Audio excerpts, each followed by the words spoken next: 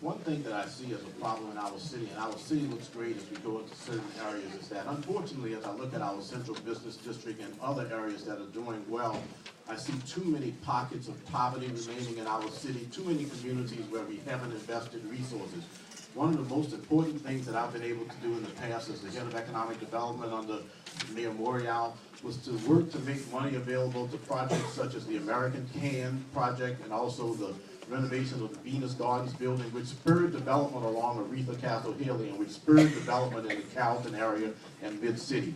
What I will do to attract more opportunities to our city, which will lead to other businesses being interested in developing in our city, is to focus on, in addition to the Central Business District, Magazine Street, and Barrett Street, is in areas such as Desire, the Lower Ninth Ward, Carrollton area, especially in low-income areas, where we need to do projects, good anchor projects that will help our economy to grow. We need to not talk any longer about a grocery store in the Lower Ninth Ward. We have the resources to do so. We need to put money into the Priestley building on Leonidas Street because the community is requesting a marketplace for that area. We need to redevelop Desire Square because the people of Desire Square deserve the same resources and investment that take place in other areas in our city. As we drive through our city, if we want to be a world-class city, we have to recognize that the boy who grows up at the corner of Florida Avenue and Louisa has as much right to live without blight and to live with opportunity as someone who grows up in other areas of the city. That is the way to address crime. That is the way to attract businesses to think out of the box and to be proactive in identifying projects in areas where those projects don't exist now. There is a lot of federal money that we leave on the table.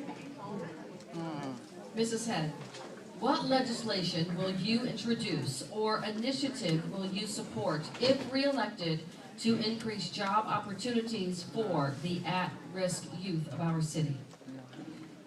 When we talk about job opportunities for every single segment of society, the most important tool, number one, every single economic development expert will tell you is a good quality of life for the citizens of the city in which you live.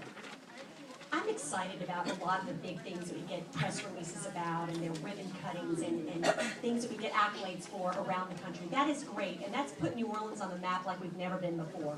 But you know what I do for you? I work every day to make your quality of life better. And that's because I firmly believe that that is the best economic development tool for the city at large. Now, how do we deal with that segment of the population that has been left out for whatever reason? Well, there has got to be a concerted effort to make sure that our money is spent wisely. Now, I'll be real honest, there have been some programs that have been spent over the last few years, a lot of money that I'm not sure we have the results that we should see. We do have programs that have been tried and true and have shown that they have taken an at-risk population and turned lives around. Where that data shows that those programs work, they should be funded with the NOLA for Life funds, with the Wisner funds, and that's why I continue to ask for more transparency and public discussion before we spend those funds so that they can be assured to be spent for the children who have low-level literacy problems. You can't ask a person to take a GED if they're reading at a third grade level. The YET program, it is producing some of the most amazing results in the city of New Orleans.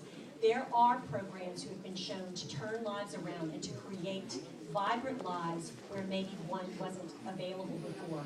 So again, as your council member who watchdogs the budget, I will continue to assure that those dollars are spent wisely, and if they're not, then we at least have an opportunity to question and challenge that and maybe redirect that money to where it can be spent more wisely in the future.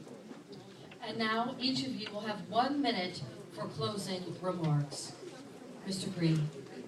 Thank you again for the opportunity, and I look forward to serving you as a member of the City Council at large for Division 1. It's very important for me to say that during this campaign and afterwards, we'll have a chance to discuss what the City Council should be doing to make resources available to the needs of our community.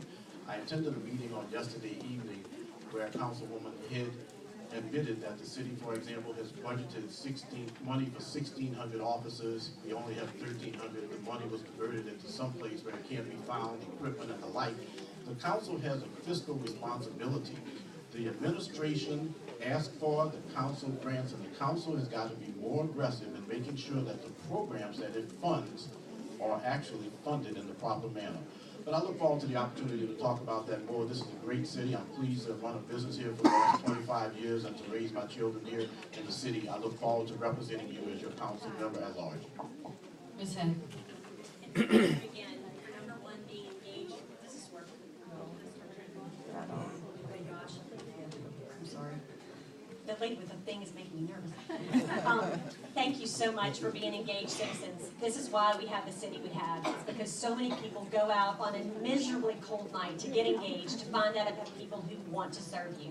I am delighted to be here again today to have the opportunity to represent you further. I think I have two tracks of what I do and what I bring to the city. One is a practical, pragmatic, get it done every day track. If Ellen Green needs her pothole fixed, I'm going to figure out how to get that pothole fixed. But that doesn't mean I'm not going to try to fix the system. We don't spend the money, in my opinion, in the most thoughtful way to get to the needs of the citizen.